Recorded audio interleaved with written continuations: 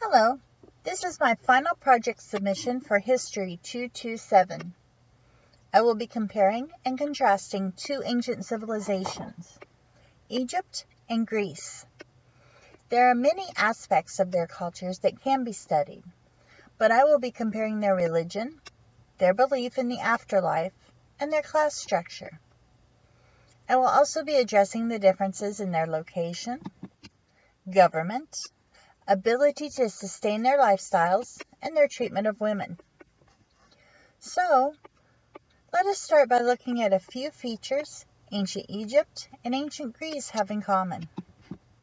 Our first similarity is both civilizations were polytheistic. This means the people of each country worshipped more than one god. The Egyptians worshipped over 700 gods. Amun was the king of the gods, Ra was the god of the sun, and Ptah was the god of creation.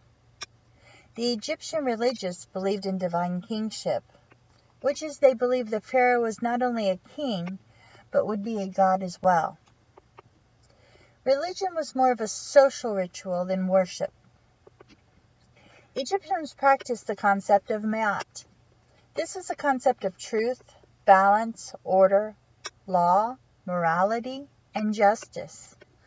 The concept of Ma'at was eventually personified into a goddess. Greece worshipped the Olympic gods, or the Greek gods. There was King Zeus and Queen Hera, and 12 other gods that they prayed to, depending upon their need. The gods were worshipped at sacred sites and temples by the priests. Both civilizations performed sacrifices and rituals to appease their gods. The second attribute both civilizations shared was they had class. While the Old Kingdom of Egypt did not have any formal structural hierarchy, the Middle and the New Kingdom had a three-tier system, just like Greece would have centuries later. At the top of the class pyramid were the kings or pharaoh and other high-ranking officials. The middle class consisted of the lower-level officials, local leaders, priests, artisans, high-status farmers, soldiers, scribes, and merchants. The bottom class included the slaves and the peasants. Greece also had a three-tier system of hierarchy. The top tier consisted of the citizens. These were the people born in Athens or born of parents from Athens. The citizens were expected to participate in the military, serve on a jury, and eventually hold a government position. The middle class, called metics, were not born in Athens or of Athenian parents, but came to Greece to make a living. Metics were required to pay taxes and serve in the army. They had the right to live in the country and make a living, but they were not allowed to own land or a home, and they could never serve on a jury or speak in court. Like the Egyptian structure, the bottom tier in Greece consisted of slaves.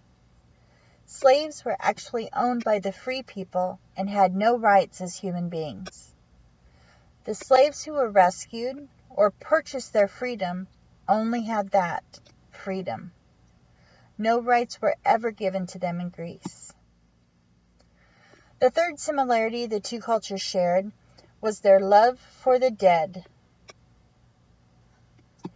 Ancient Egyptians believed we are reincarnated after we die. They believed our next life would be eternal.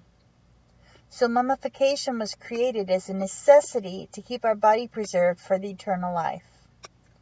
At first, the dead were left in the desert sun to dry the skin out. Eventually, they wrapped the body in cloth after removing the brain and organs. The heart was weighed so it could be determined how good of a life that person lived. The brain, which to Egyptians was of little or no use, was discarded. The organs were placed in canopic jars and set around the coffin, as seen in this picture. The ancient Greeks believed the second the person died, their spirit left the body as a puff of wind. The wind would meet up with their body later. If a person was not prepared properly after the death, the spirit would wander for eternity, never to find a home. The body would meet up with the spirit at the ferry crossing on the river Styx. They would pay the ferryman to take them by ferry to the underworld. Once they entered the underworld, they would go into one of 3 rooms. The first room, reserved for those who had offended a god during their lifetime. This is where the person would be tortured for all eternity. The second room was for the person that lived a good life. They would wander aimlessly through fields of grass and flowers with family and friends for eternity. The third room was reserved for heroes, or persons whom the gods had found favor with.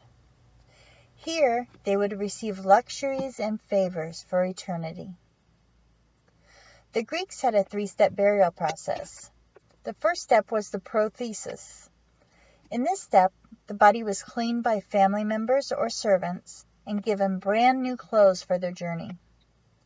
The body was then laid on a funeral cloth for family and friends to mourn and pay respects. The body also had coins put in its mouth to pay the ferryman to go to the underworld. The next step was the ekphora. This was a procession and funeral for the body. The body was carried for all to see by pallbearers to the funeral site or the cremation site. The body was either interned or cremated, after which people would leave small items at the site to help the deceased fare well in the underworld. Why do these cultures share such similar practices? I believe their religions were based on natural events that occurred on Earth. For example, the Nile River would flood. The Egyptians had no experience with seasonal weather patterns or any knowledge of meteorology. There had to be reasoning why the river flooded and gave them fertile land one year, yet left the land barren the next. The belief in someone who could grant them such gifts would be an understandable reason. Appeasing these gods to have more crops would be something kind of in their control. All religions, if one believes, gives a person something to live for, a hope for a brighter future, a reason to work and exist. I believe these 2 countries had the same class structure because of their limited history and because of human nature. Why couldn't they all just work together to build each other up and to live in peace?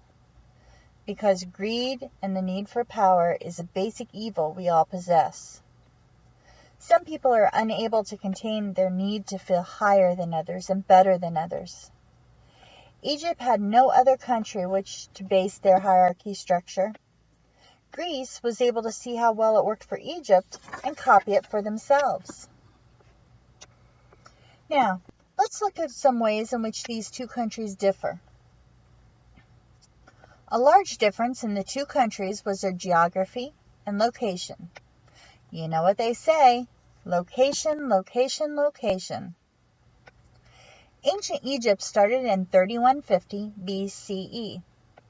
It continued until 31 BCE, when the Roman leader Octavian annexed Egypt into the Roman Empire after the Battle of Actium, which was ironically fought in Greece.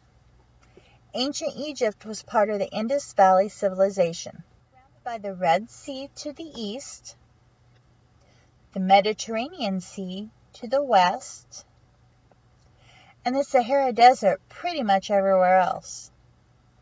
Egypt is mostly desert. Today, only 3.5% of Egypt has permanent settlements.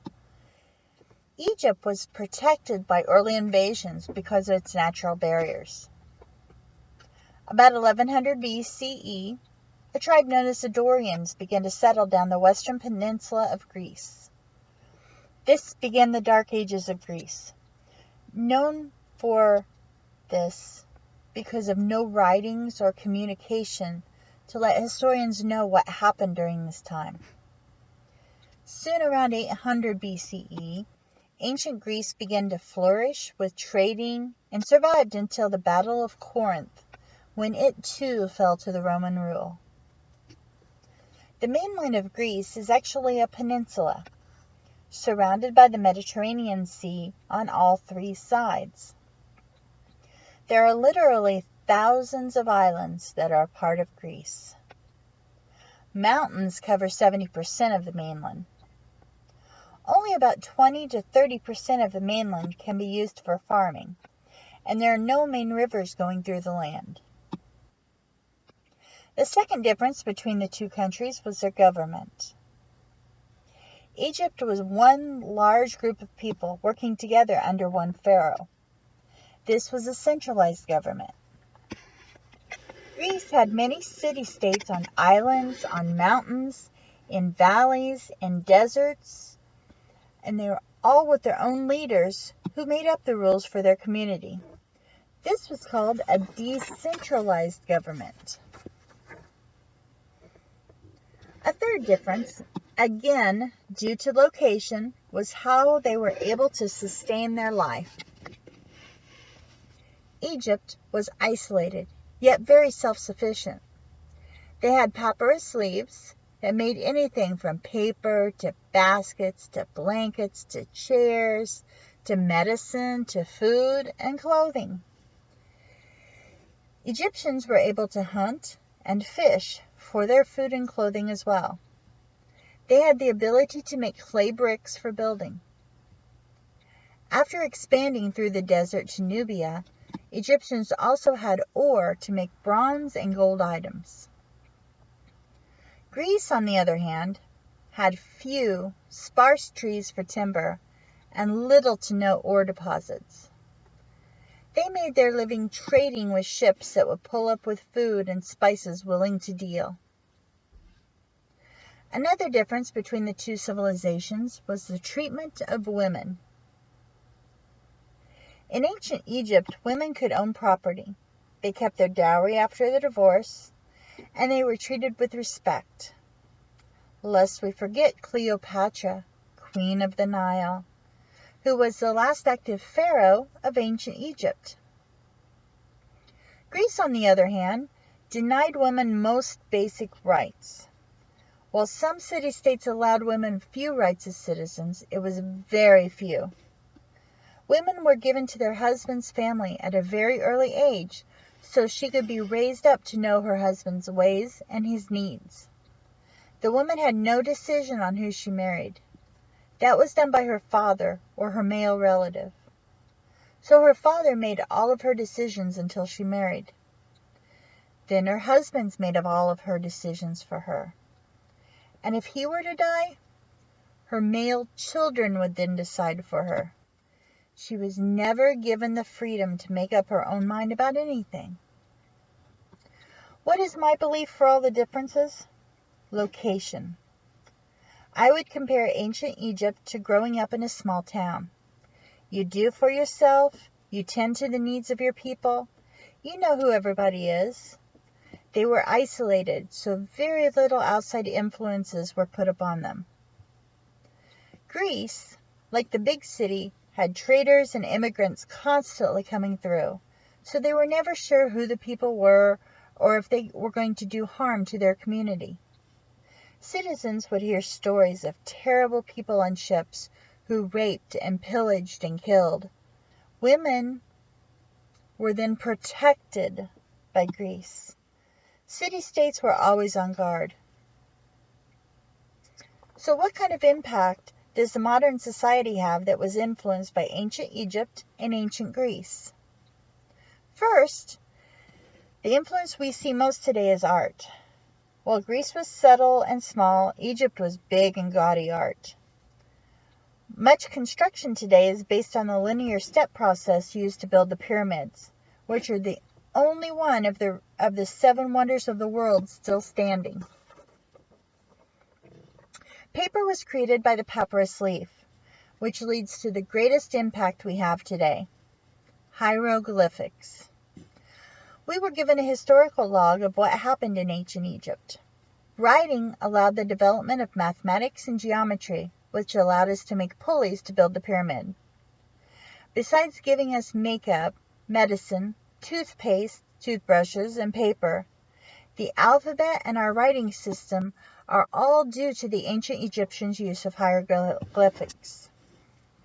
You can see that religion, the dead, and the class structure are similar between these two ancient civilizations a little more clearly now. You can also see how the geography of the countries created many differences between ancient Egypt and ancient Greece. And